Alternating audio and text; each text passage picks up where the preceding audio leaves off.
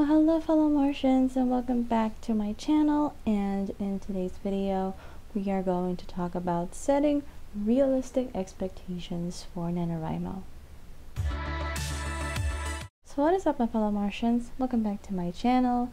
I hope everyone's having a great NaNoWriMo so far, and if you aren't, it's okay. 50,000 words isn't really the main goal for NaNoWriMo. The main goal for NaNoWriMo is to be able to connect with other writers and for you to start your manuscript. Now, whether this is your first time joining Nano or you've been doing NaNoWriMo for almost all your life, there will be moments where you would set such high expectations on yourself, and I understand that's something that cannot be avoided. With all honesty, the first time I joined Nano, which was last year, I actually gave myself too much expectations, and when I wasn't able to meet them, I was very disappointed on myself. So in this year's NaNoWriMo, I told myself that I will not be doing the same thing. Instead, I will make sure that the expectations I have for my progress during Nano is realistic, reachable,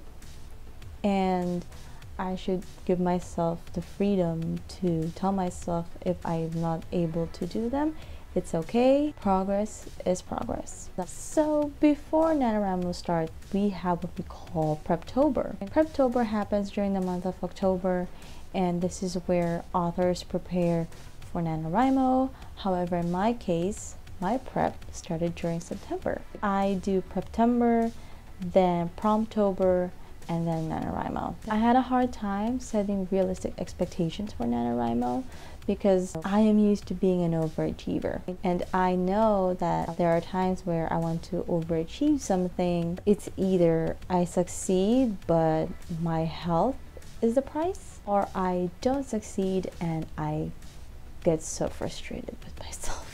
So in today's video, I will share to you 7 things that I thought about before NaNoWriMo started. A quick disclaimer, I am not claiming that these ideas are the ways to go, the only ways to go. No. These are just the things that I thought about, what I had to really brainstorm on, and you can take some of it and, make it your own. The first thing that I did was to list down all possible works in progress for NaNoWriMo. This year I am drafting a lot of works in progress, and to be honest, I wanted to write for all of them. I even wanted to write 50,000 words for each one of them, and I know that's not a possibility.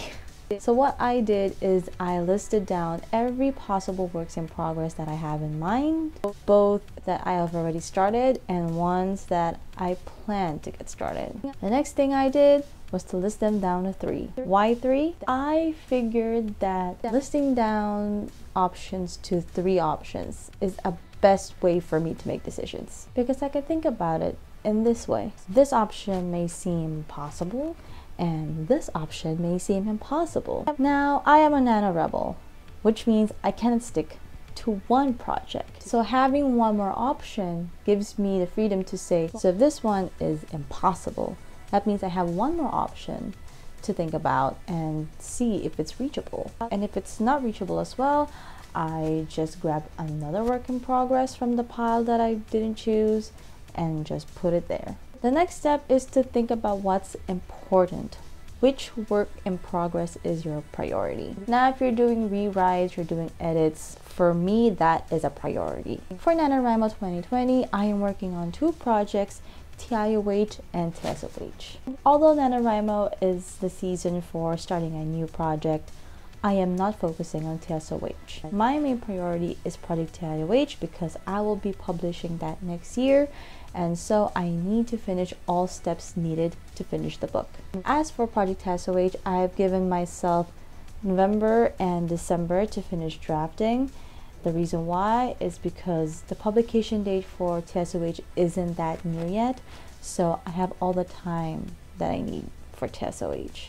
You have to think about what to prioritize during NaNoWriMo. Otherwise, you will just get confused and burnt out. The next thing to do is to plan out a realistic goal. Now, this is the part where I struggled a lot. Originally, I didn't set a word count goal for me during NaNoWriMo because I have a love-hate relationship with word count goals, but for this month, for some reason, I did. I settled on 50,000 words. But as a nano rebel, I knew I had to be creative with this 50 words. At the beginning of the month, my goal was to write 50,000 for both TSOH and TIOH. But let's be honest, that is not realistic. Especially when you're handwriting, to do 50,000 words with rewriting 50,000 words with another project. No.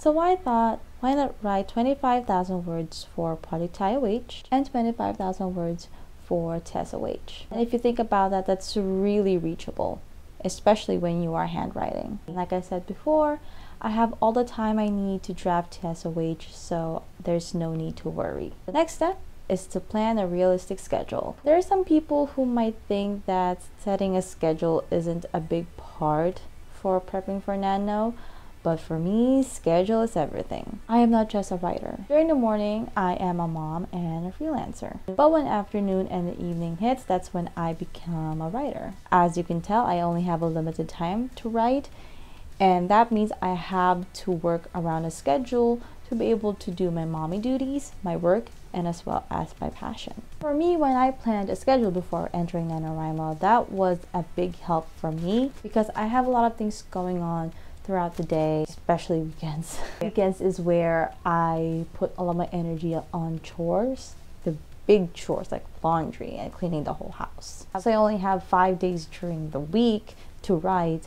At the same time, I work during the weekdays. And being a mom is the 24/7 thing. So before you enter NaNoWriMo, whether you're single, you're in a relationship, or you're a parent, make sure that your schedule is realistic. Don't set 6 hours of writing during the day if you know you can't do that. If you're only able to write 2 to 3 hours a day, that's fine. You maximize those hours. Because if you keep putting on such high expectations for your schedule, I'm gonna tell you, you won't be able to hit that word count goal that you want, and you'll just end up hurting yourself. But what's best is to maximize the hours that you are allowed to write, even if it's just for an hour or 2 hours.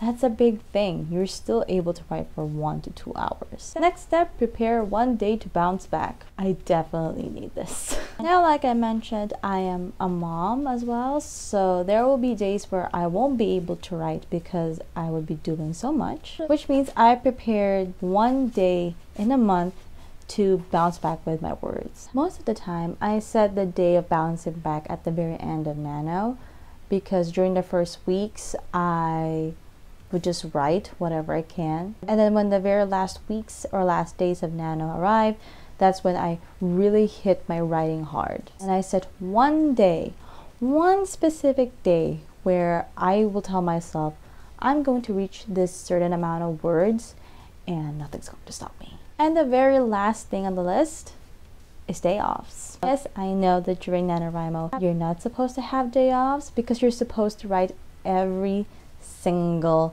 day. But in my case, I need my day offs. I have so much going on every week and it's impossible for me to not have any day offs in a week. I need 2 day offs because Saturday is when I do the big chores and Sunday is really the only day where I get to chill, you know, lay back and read a book or catch up on my authortube watching hours. Some people may not agree with me, but personally, I advise for you to have day offs. If you can't have 2, then have 1 where you just sit back and you read a book or you listen to music.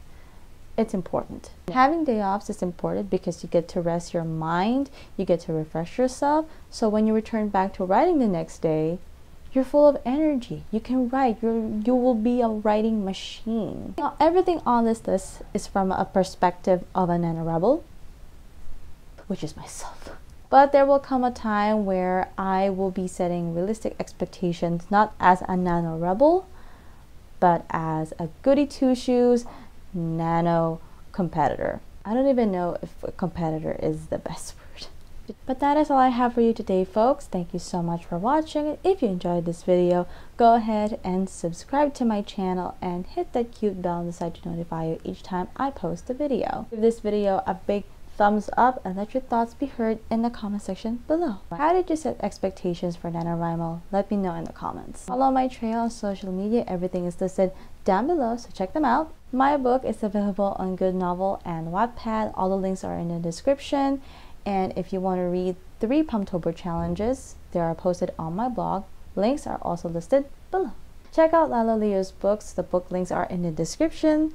These books are a part of her short story series, and I believe the 3rd one will be released either on December or in January. Again, thank you so much for watching. I will see you guys on the next video. Stay safe, stay creative, and happy writing, my Martians.